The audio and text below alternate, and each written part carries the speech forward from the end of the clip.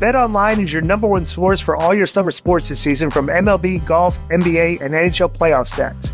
All the latest stats, news, and scores are available to you to follow your favorite teams. So get the latest odds and lines, including the latest team matchups, player props, and odds on just about every sport out there. Head to the website today or use your mobile device to get in the action. BetOnline, where the game starts. All right, next is from Kevin Donald. The subject is the two Meltzers. What's up, K100? I follow Dave Meltzer on Twitter, and I listen to his podcast. I noticed something really weird. On Twitter, Meltzer will debate AEW critics and bend facts and flat out lie to praise AEW all day. Guy doesn't seem to sleep. Yet when you listen to his show, Meltzer pretty much buries AEW 50% of the time. He'll talk about how bad tickle sales are, how illogical the booking is, bad locker room morale, how Tony Khan damages the brand with his public comments, etc. Konnan, Disco, and Joe, what do you think is going on here? Could there be two Dave Meltzers? Let me ask this first, because I'm the only person that's brought this up. Because Dave constantly is trying to tell people, he posts these things on Twitter and being ridiculous. And then people will comment, and then he'll say, did you read my newsletter? Right. He literally, this might be brilliant on his part. Right, he's getting people to read his newsletter. Driving people to his subscriptions. Right. And that's definitely a possibility, because, bro, he tweets a lot of ridiculous stuff, and you're going like, and then I listen to a lot of his clips. And like I said, he's not like him on Twitter. And a lot of times I do the same thing. They'll send me a question. I go, if you want it answered, go to the Patreon, Go listen to our show. But here's another thing I also think, but I think that what you're saying is probably correct, Disco. You are correct. But the second thing is that I also think that on Twitter, everybody reads that for free. Right. Okay. So he knows Tony's reading it and all his people that send him things, but not everybody's going to buy his thing. So, and I think the people that buy his thing, whatever it is he has a Patreon? Is that what it's called? Or it's no, it's the subscription or it's newsletter. Well, yeah, and you get the message board and all the archives. But he also has like a video show or something with the one you listen to with Alex Marvez, right? Yeah, their YouTube is subscriptions. Yes. Okay, so that subscription show you have to pay for it. And I think the people that are on there are not AEW fans. You know what I'm saying? Because they don't want to hear Meltzer bury the product. So I think the people that are on there, they keep it within the Patreon community, like our community. You know what I'm saying? Like there's a lot of stuff we say on Patreon that they keep it to themselves. You know what I'm saying? Right. Does that make sense or no? Yeah. All right. Next from J God Rage. Subject, the marks are coming. The marks are coming. Hey, Keep It 100 crew. I know none of you guys are fans of Wrestle Talk and What Culture. But trust me when I say every single video has clickbait or lies from Dave Meltzer or Sean Ross Sapp. But this slide or clickbait is probably the dumbest yet by Wrestling Talk. So according to Dave's research, WWE had its lowest pay-per-view buys in at least Google searches ever from their Backlash Premium Live event. Now, I'm no expert, but I'm sure if you still buy pay-per-view since it's all on Peacock. I could be wrong, but the one thing I'm not wrong about is when AEW is in the lowest. These marked channels always find a way to bury WWE in the smallest way possible. Do you all agree that all these marked channels are all anti-WWE or all just clickbaiting to get views and cause to spread lies? Thank you for keeping it real. No, let me tell you the problem with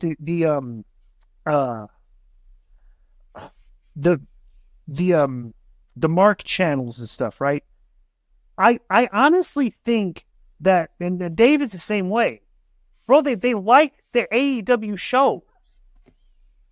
And it's like, in the face of them doing like declining numbers, that we point out that like the reason why they're doing declining numbers, they can't really like compute that, because they like Dave literally like 2 weeks ago, there was a show and Alvarez was talking about this match. Why is this having this match? And like Dave was going like, well, you don't really need an angle in every match. And so, he was like making an excuse for it.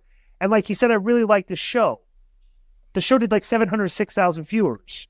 And it was like, we would look at the show as like, bro, nothing really happened on the show. It's like a typical like show that, just you put matches on just for the sake of having a good match and stuff. Bro, this fan base likes that show. And it is the show for the hardcores. And then these dirt sheet mark channel guys, they're all part of that community. They're actually the epicenter of that community. So I would think that like the Sean Ross Sapp, Dave Meltzer, all the Wrestle Talk guys, all those people that run those sites, they're all really big fans of a product that doesn't draw. And and that's, but back in WCW, in the downfall of WCW, when the ratings were terrible, okay, and WWE was doing great, there were still a bunch of the collection of die-hard WCW fans that weren't watching WWE because they'd always been WCW fans. And the programming wasn't good. And it's like the ratings are good, but they were just still that's what these people are. They're the die-hard marks, the hardcores that we talk about all the time, and that's why they're constantly like overpraising that show, even when and that's why the problem is when Tony listens to them, you're not going to improve your show at all because they're not gaining audience outside of that group. Would you? I mean, I'm sure you agree with that. But you anything else to add? What do you think, Joe? Sorry, I was answering this guy. I'm sorry. Is this still the Meltzer question? Yes. And wrestle talk and all that. No, I mean, I think especially when the previous email guy said, and then he just flat out lies. I don't think Dave is ever on Twitter going, I'm going to lie to people about what's really going on with AEW. Like, that sounds a little silly to me. I think he does. I'm not going to be one of those guys on Dave or goes in the YouTube comments. I think he does his job. He does the job. Like any other fan of the product would defend it on Twitter amongst the criticism. That's true. Yeah. And that's what all these guys do. But that's that community. Yeah. Like, that's what they do. They're the ones that Tony is booking for, the adulation of those fans.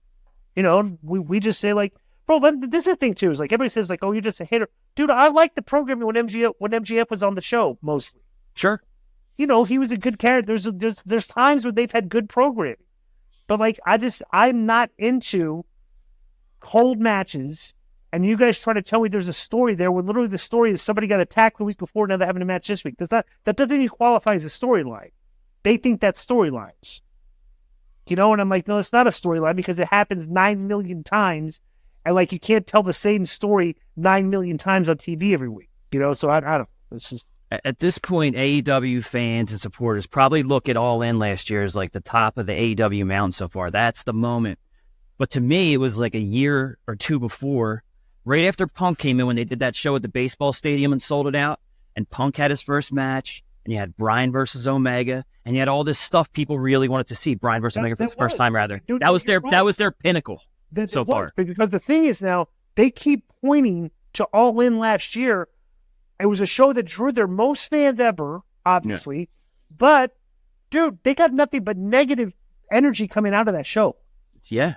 Complete negative energy from that show. You know what I'm saying? So, when you keep trying to harp back to that, it's like, dude, that was like, okay, the only positive factor was you had 80,000 people in the stands. Right. Like Punk ended up getting fired out of that. Jack Perry got sent home.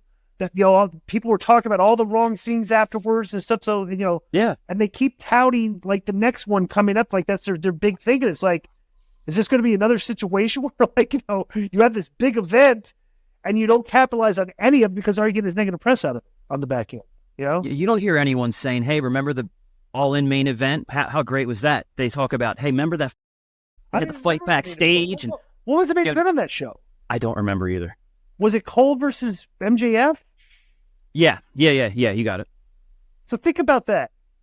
That show, okay, you had Punk, Perry, that was the story, MJF, Cole, bro, none of those guys are have been they've been gone off their programming for like a considerable period of time since that show.